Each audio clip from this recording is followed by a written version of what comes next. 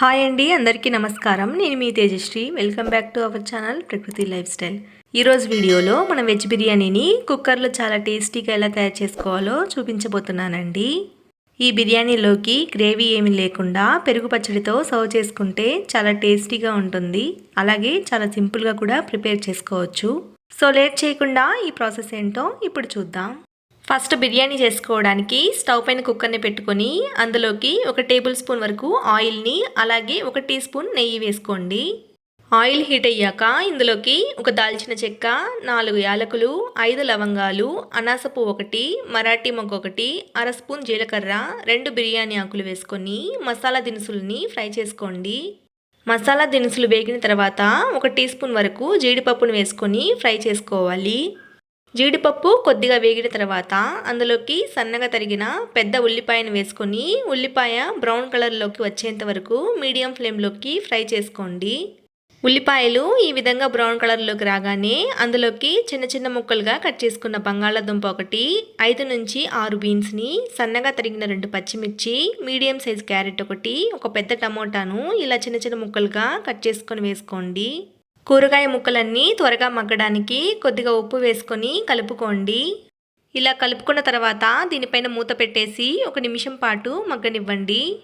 Vegetables అంతా ఈ విధంగా మగ్గిన తర్వాత 1 టేబుల్ స్పూన్ వరకు అల్లం వెల్లుల్లి పేస్ట్ని, 1 టీ స్పూన్ కారం పొడి, 1 టీ స్పూన్ ధనియాల పొడి, పావు టీ స్పూన్ గరం మసాలా పొడి, పావు టీ స్పూన్ పసుపు వేసుకొని ఒకసారి బాగా కలుపుకోండి.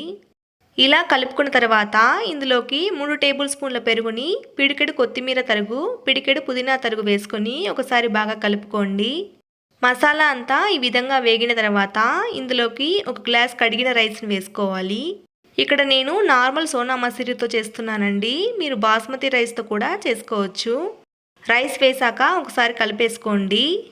ఇలా కలుపుకున్న తర్వాత ఇందులోకి 2 గ్లాసుల నీళ్లు పోసుకోండి. అంటే 1 గ్లాస్ రైస్కి 2 గ్లాసుల నీళ్లు సరిపోతుంది. అదే బాస్మతి రైస్తో చేయాలనుకుంటే 1 గ్లాస్ రైస్కి 1.5 గ్లాస్ నీళ్లు పోసుకుంటే సరిపోతుంది.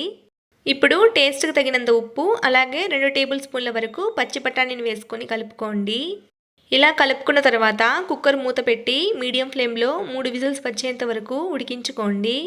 కుక్కర్ విజిల్స్ వచ్చి ప్రెషర్ అంతా పోయాక మూత తీసి చూస్తే వెజ్ బిర్యానీ మనకి ఈ విధంగా పొడి పొడిగా రెడీ అయిపోయిందండి.